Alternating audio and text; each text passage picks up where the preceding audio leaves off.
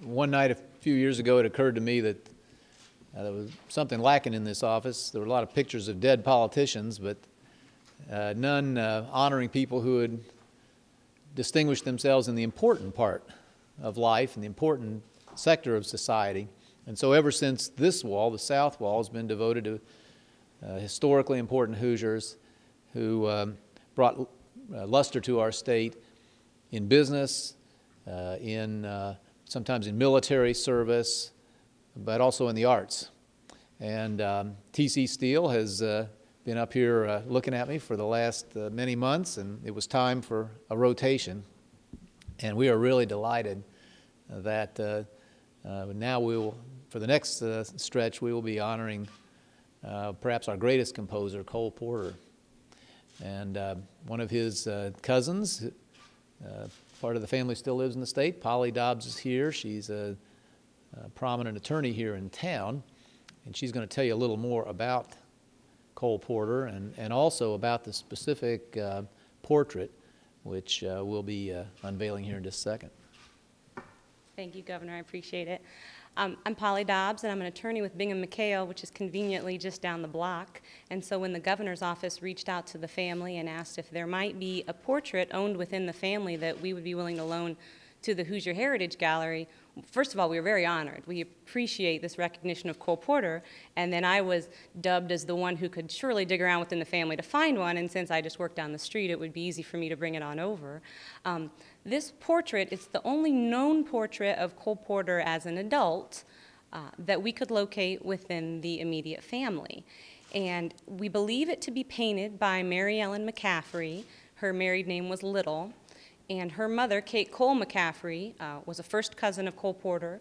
Kate McCaffrey had moved to North Carolina with her family, and the back of this beautiful painting has a sticker that it was framed in North Carolina, and then we believe the artist gave it to Kate Cole Porter, Cole Porter's mother. And I'm not sure when the painting was done, but I don't know when Mrs. Porter received it, but we found it in her attic in the early 1990s. So with multiple other original pieces of memorabilia and portraits of Cole Porter as a child, we found this. And actually, my brother was given this as a gift. My brother's name is Kurt Kubesh. He was given it as a gift by our grandparents, James and Alice Cole, and he displayed it briefly in his cafe that he opened in Richmond, Indiana. It was called Anything Goes, and he had a lot of Cole Porter memorabilia on the walls. And when that cafe closed, this portrait went into his private collection and hangs on the wall at his home in Ohio. So he was more than willing to throw it in his trunk and bring it over for me to give to the governor, and we really appreciate the honor. Well, we appreciate the loan, and so the grandparents' home was in Peru. Absolutely. Where, of course, there's a great museum I've visited with a lot of mementos of this spectacular artist, Hoosier artist. And now, Mark or someone, if you'll do the honors, will remind you what he looked like.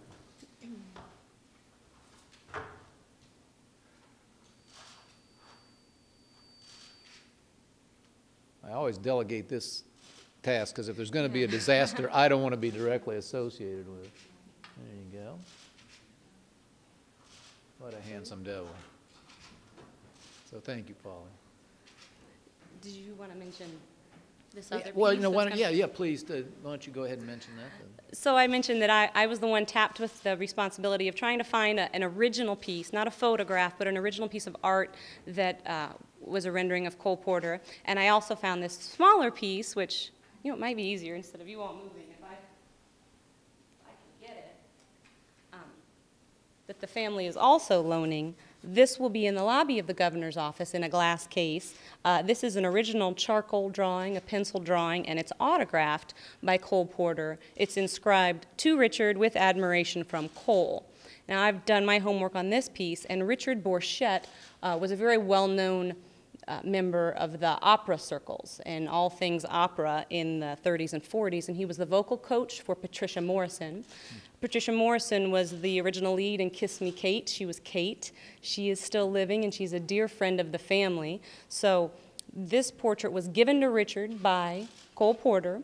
When Richard passed away, his widow Isabel gave it to Patricia Morrison, And then Patricia Morrison gave it to the Cole family, to my aunt, Margaret Cole Russell, and she's had this in her home and was more than happy to lend it to the governor. So this will also be on display in the governor's office, and again, we appreciate the honor that the governor is giving today to Cole Porter. So Kiss Me Kate opened on Broadway in something like 34, if I remember my homework. Yeah, very so good homework. So Ms. Morrison's led a full life, as they say. She's led a wonderful life. She is still fabulous and living in Beverly Hills. And recent news and exciting news on the Cole Porter front is that a revival of Anything Goes is going to be opening in April 2011 on Broadway. And what's amazing about that is it's 76 years after Anything Goes originally premiered on Broadway, a revival will be opening in April. And I just think that's an amazing testament to the longevity and popularity of Cole Porter's music and his talent. So we appreciate the honor.